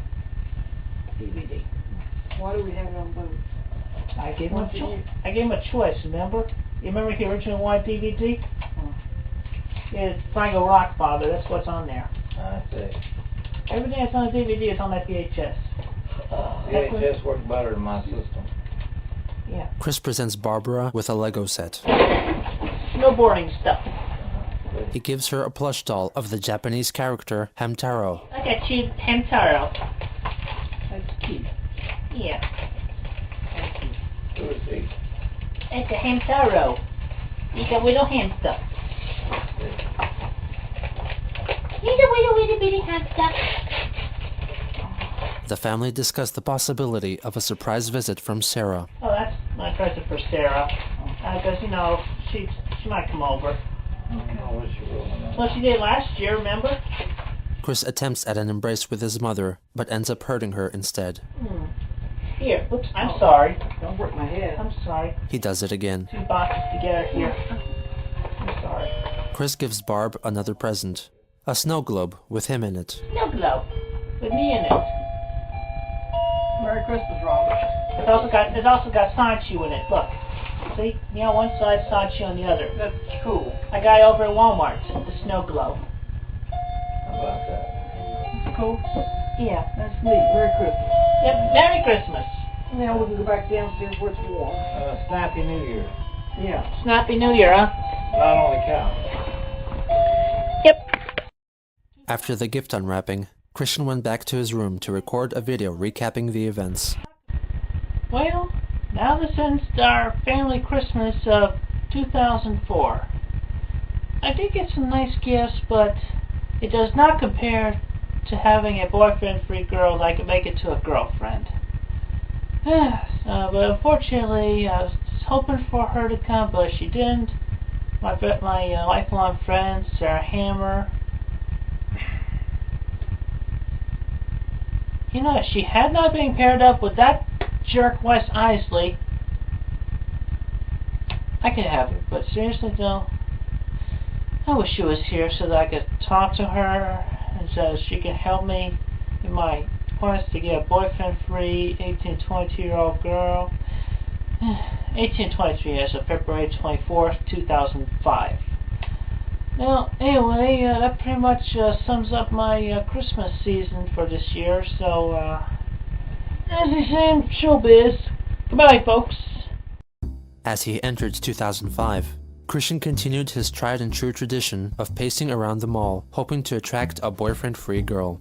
His activities quickly caught the eye of Anna McLaren, an employee of Pack & Son at Charlottesville Fashion Square, who described her encounter with him in a blog post titled, "The Tale of the Crazy Pacer."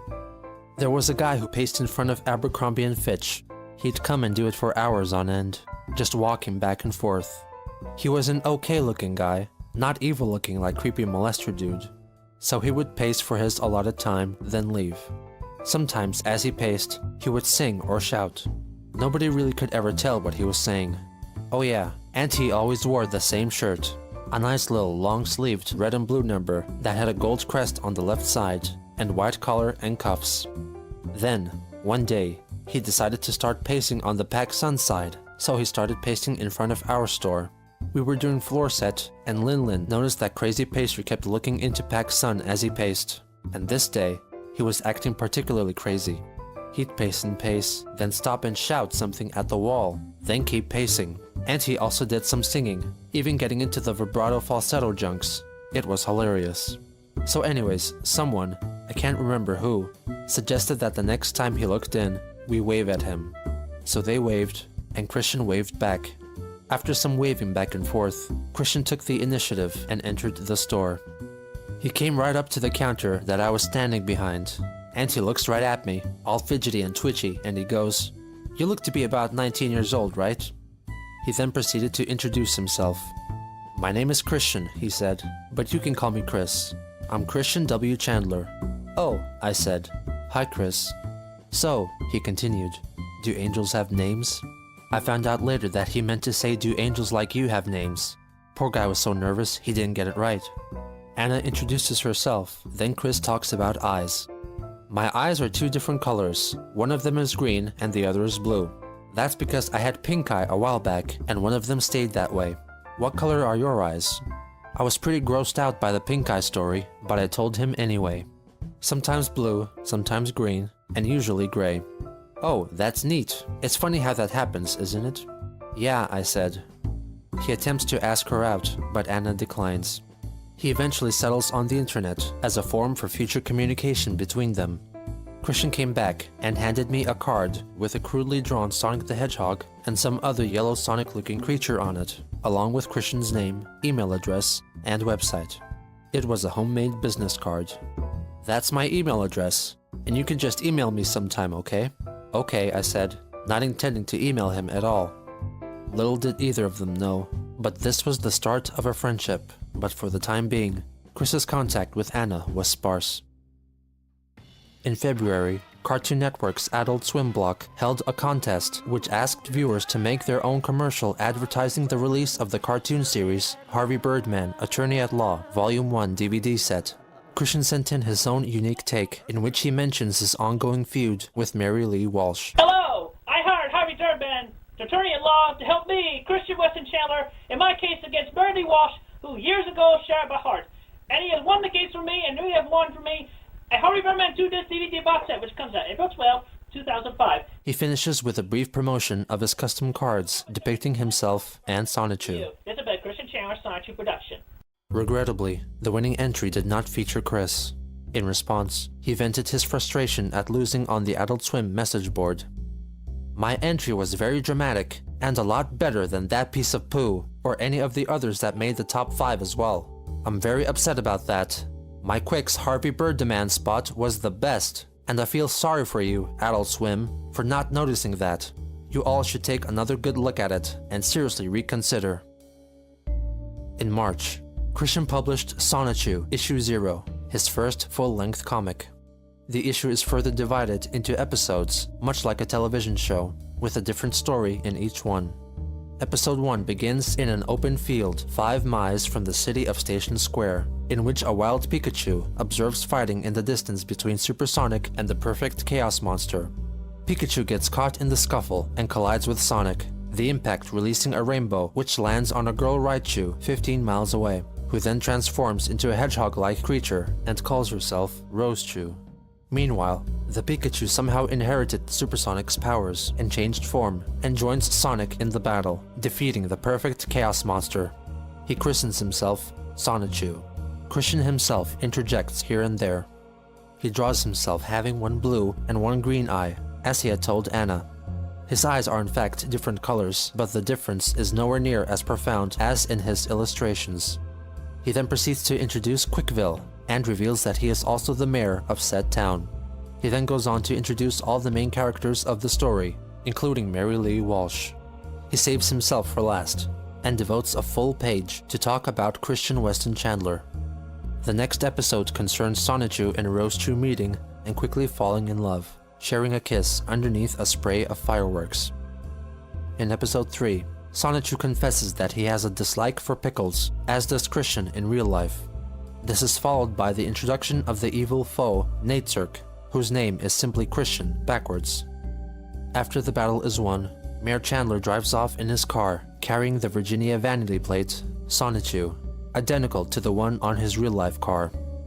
It should be noted that Sonichu refers to Chris as his father, even though his creation has nothing to do with Christian. The comic ends with a sub-episode starring Chris in a story based on his run-in with the mall police. However, in this version, he clutches his medallion, says Electric Hedgehog Power, and transforms into Chris Chan Sonichu, who largely looks like a blue-colored Sonichu, making him look like the original Sonic the Hedgehog. Meanwhile, the Jerk-Cop equips metal armor. Needless to say, Chris defeats him by cursing him into experiencing horrendous bad luck by using his Curse Kamehameha attack. Towards the end of March, Hannah, who worked at Starbucks in the Fashion Square, approached Christian during his near-daily pacing and asked him out on a date. After she left, I became very excited and oh my god all over. After calling Mom and eating me nuggets, I lifted the chair with such cheer and grace and spun around with it like a dancer. Then I put it back where it was. I felt that my love quest had finally come to an end, and I so elated that my shattered heart had a full, fast recovery. I went to Starbucks, and we talked about basic things. I showed her my Sonichu scrapbook. She was very impressed. I gave her my email and both my phone numbers on a Sonichu site card, and she gave me her email address. I was very attentive as I took notes about her and maintained eye contact. As I left her, I gave her a double-take flirt. That was the rise, now here comes the fall. As I was sitting at my spot, thinking about future steps for later dates, Anna and Dana told me they went to talk to Hannah.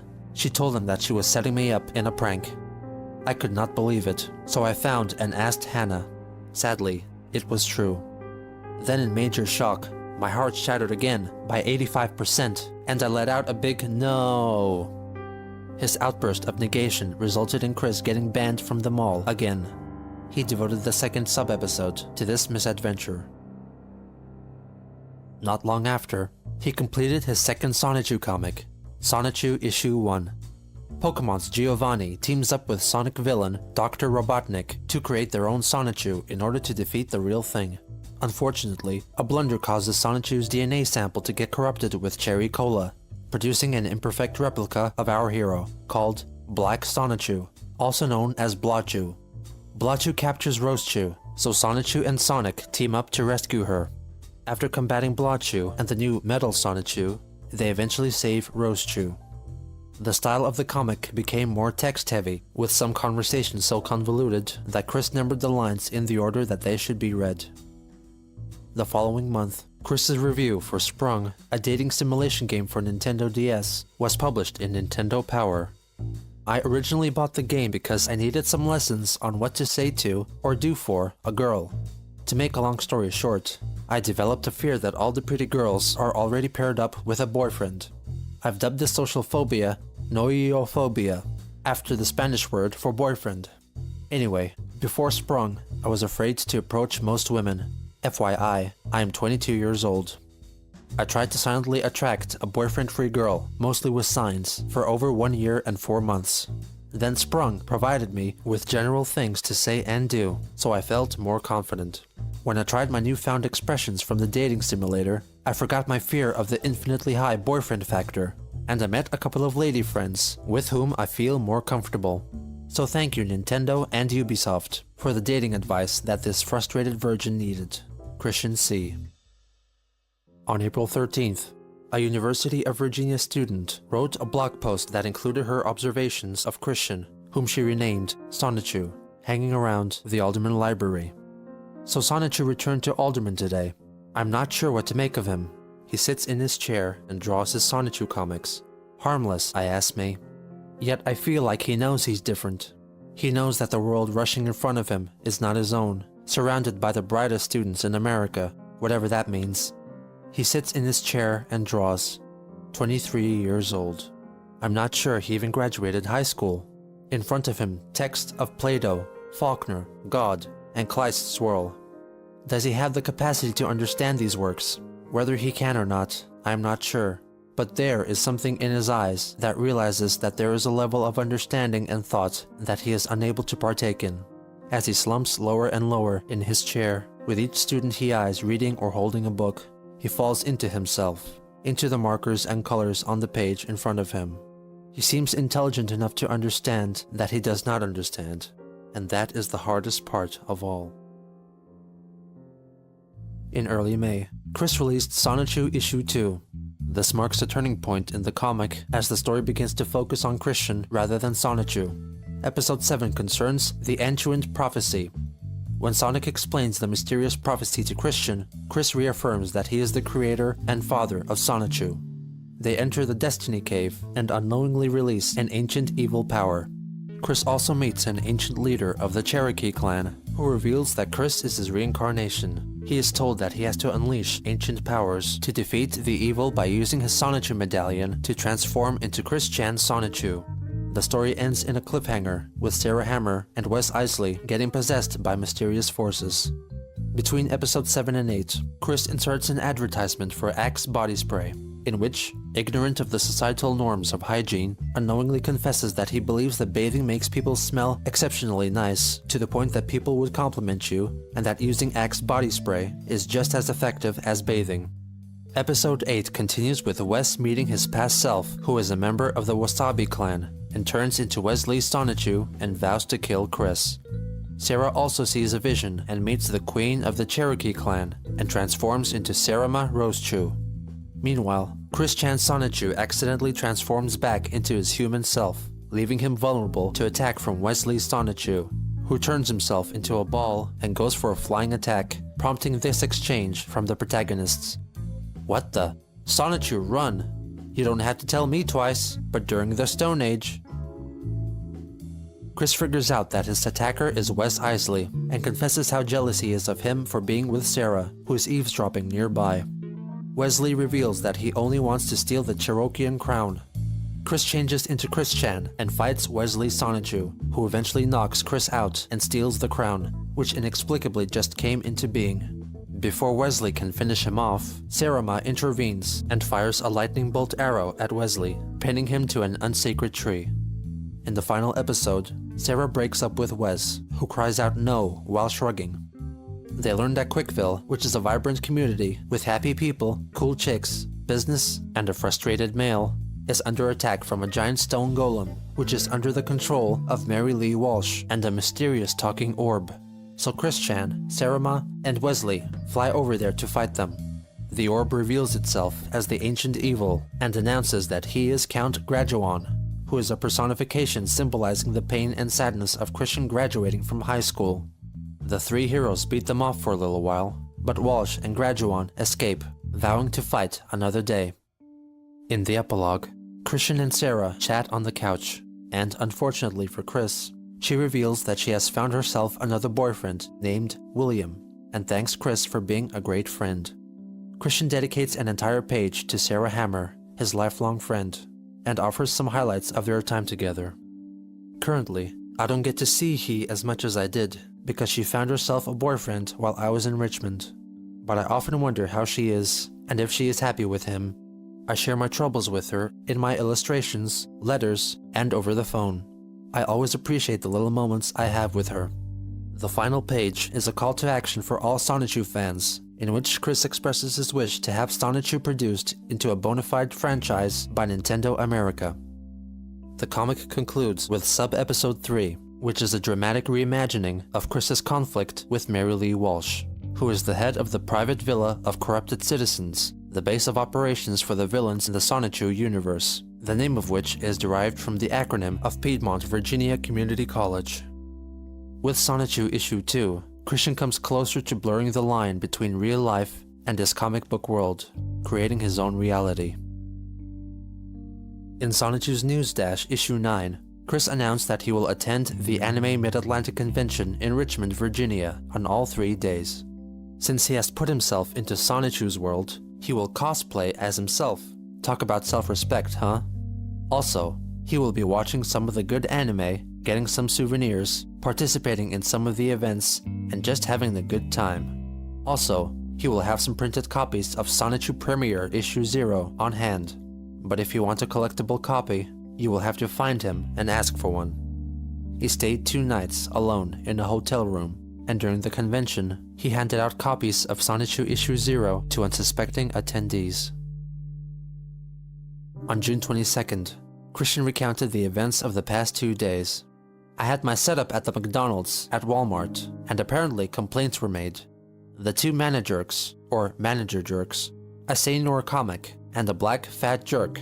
He looked a lot like the leader of the jerk cops at the mall, whom I refer to now as the Jerk Chief, approached me and took me for a fall with my trying to find a boyfriend-free girl, like I have been doing for the past over 1 year and 10 months. We argued and disputed until the 2 of them left to call the police. While they were gone, I had taken off the sign from my Nintendo DS and hidden it on the back cover of my diary. When the jerk cops came, they were all like, "What seems to be the problem?" And the married Seinor comic was like, "Where's the sign?" And I was, "What sign?"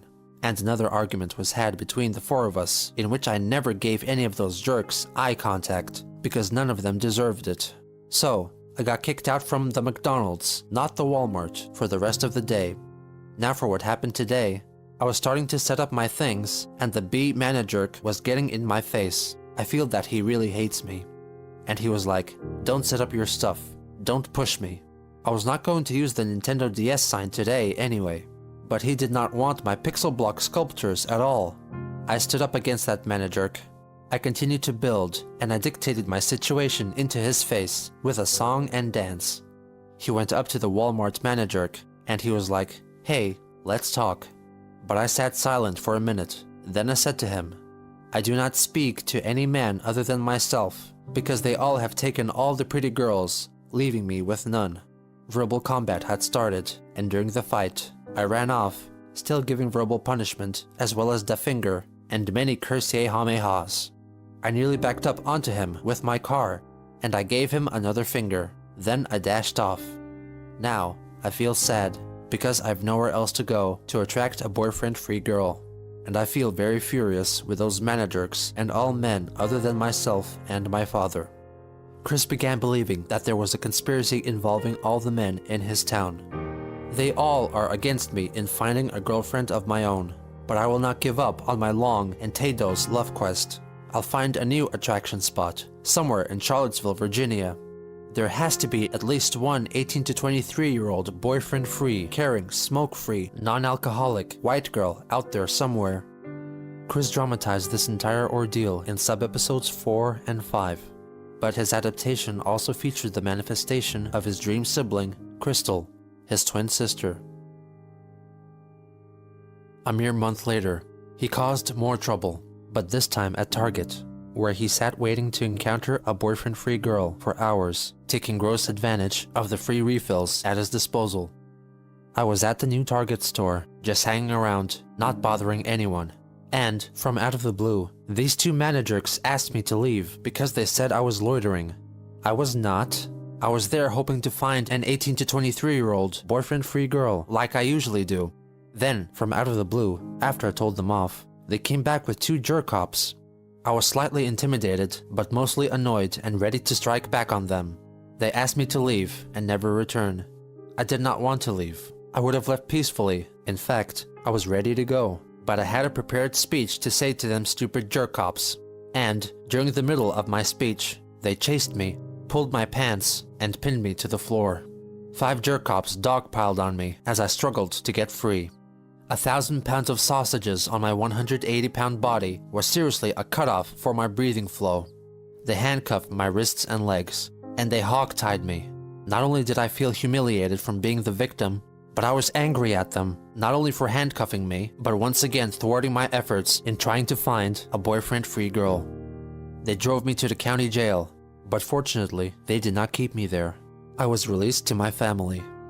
Chris was charged with trespassing and disorderly conduct. It was terrible, but my mother and I are going to get back at them in court. In fact, I learned that the jerk cop who arrested me was called Baggett. That was the only thing about the situation that was hilarious. Replace the B with an F, and you can see how funny it was. However, after attending 2 court hearings, the charges were dropped. This event was recreated in Sonichu's sub-episodes 7 and 8, but in Chris's reality, he endured much greater torment, and came out victorious in the end. Less than a week later, Chris had another run-in with the law. This time, a minor fender bender when he rear-ended the car in front of him. He was fined $30 and also paid $56 in court costs. In August, Christian returned to PVCC after the end of his 1-year suspension. It was around this time that Anna announced that she was moving to Utah. Her announcement also somewhat coincided with her 20th birthday, so Christian and her friends organized a birthday/farewell party for her, with Chris claiming that he picked out and bought the cake himself. Throughout August and September, Chris engaged in back-and-forth conversations via MySpace with 2 female students, Jelena and Lindsay, but despite all his efforts to meet with them, it ultimately came to nothing. In September, Chris finished Sonichu Issue 4, which was merely a compilation of sub-episodes 1 through 8. He claimed that his mother didn't want him making any more stories concerning his own life, so he obeyed and stopped making sub-episodes. In October, a user on a Sega forum began a discussion thread about Sonichu, in which members discussed the comic and Christian's personal antics. This was the earliest documented online discussion concerning Christian, but the original Sega forum hosting site has since been shut down and there is no known archive of the discussion chain. In November, Shoujo Beat, a manga anthology magazine, published Chris's letter which vaguely concerned the manga Absolute Boyfriend. Riko Izawa in Absolute Boyfriend sort of has the same problem I do. She can't get a guy and I can't get a girl.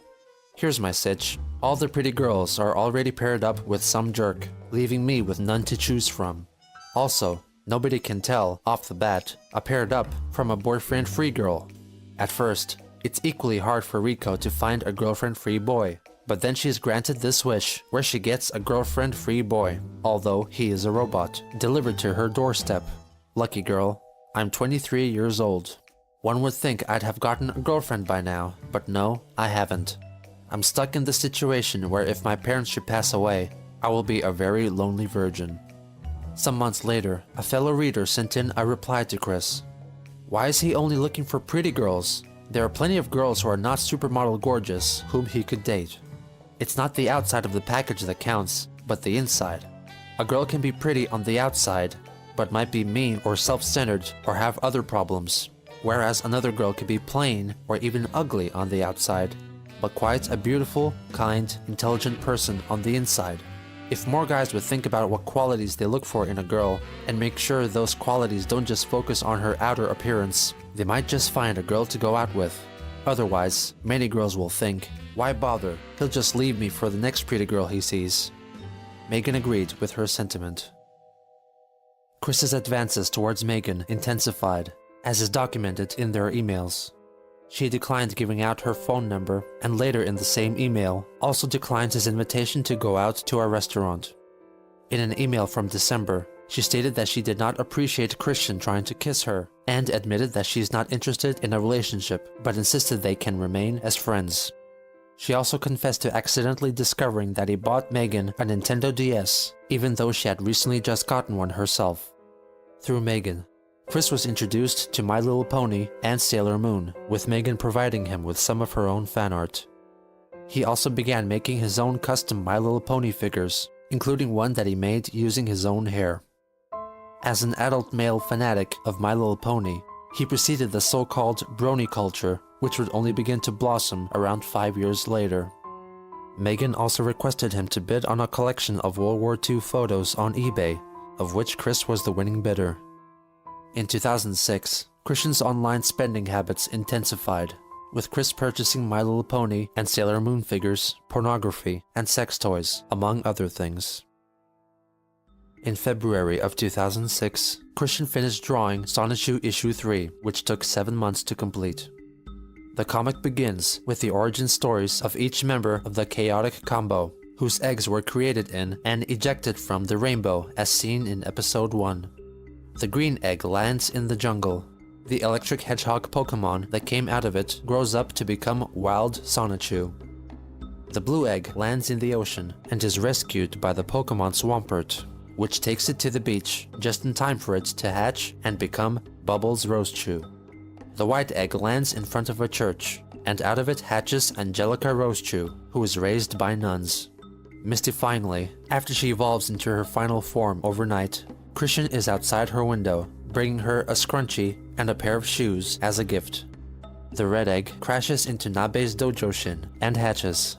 For some reason, Nabe is compelled to rip off the Sunny's tail, causing him to instantly evolve into Punchy Sonichu.